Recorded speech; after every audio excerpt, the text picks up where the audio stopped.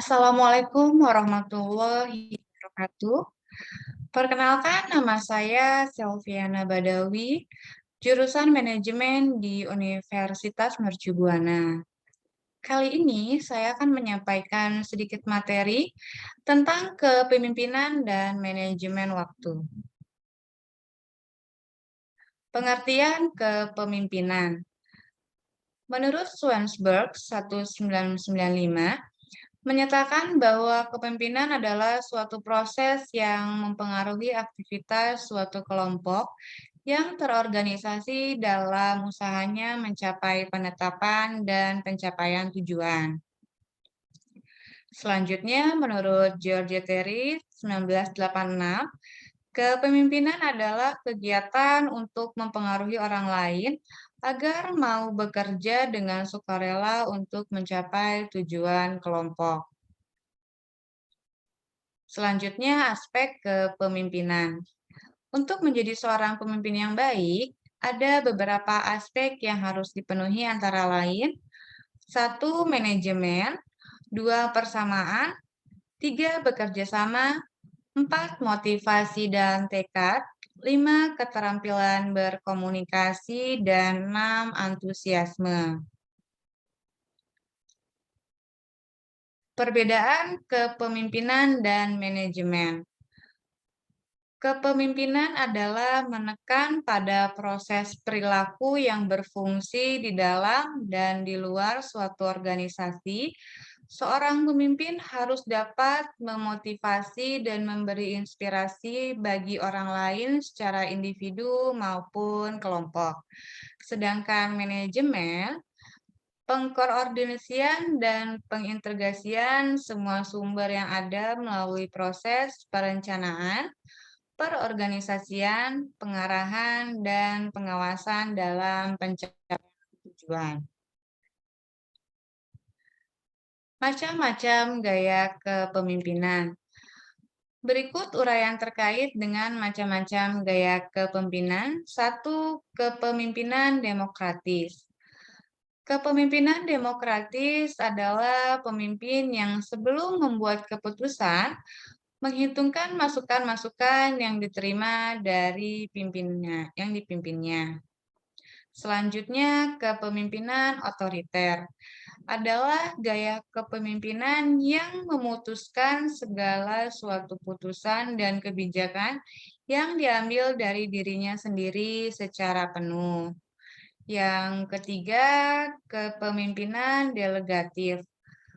Kepemimpinan delegatif adalah gaya kepemimpinan di mana seorang pemimpin memberikan otoritas kepada tim yang dipimpinnya dalam menyelesaikan tugas dan tanggung jawab. Yang keempat, kepemimpinan partisipatif. Gaya kepemimpinan partisipatif adalah seorang pemimpin yang mengikutsertakan bawahannya dalam mengambil keputusan. Selanjutnya, manajemen waktu.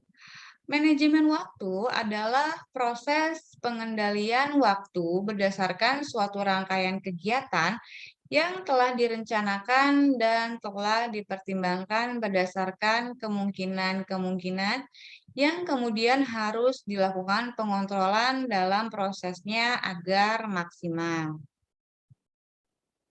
Manfaat manajemen waktu. Dengan melakukan pengolahan waktu yang baik, Anda akan punya waktu yang terbagi secara efektif. Manfaat manajemen waktu antara lain, 1. Hidup teratur. Manajemen waktu adalah cara kita membagi waktu yang kita punya dengan mengelompokkannya ke dalam skala-skala prioritas hidup sehari-hari. Maka hidup kita akan lebih teratur. Yang kedua, disiplin. Dengan pembagian yang sudah ditentukan melalui pengolahan waktu tersedia, Anda juga akan terbiasa hidup disiplin. Yang ketiga, meningkatkan produktivitas. Berhubungan dengan kedisiplinan yang bisa didapatkan dalam keseharian Anda, produktivitas juga akan semakin meningkat. Yang keempat, target terpenuhi. Artinya, semakin banyak kewajiban yang terselesaikan, sehingga goals yang sudah disusun di awal juga terpenuhi. Yang kelima, mengurangi stres. Terpenuhinya target secara tidak langsung juga membantu mengurangi stres. Hubungan manajemen waktu dan kepemimpinan. Pemimpin harus memiliki teknik manajemen waktu yang baik dengan seluruh anggota timnya agar pekerjaan menjadi lebih efektif dan memaksimalkan waktu sesuai dengan target yang ingin dicapai.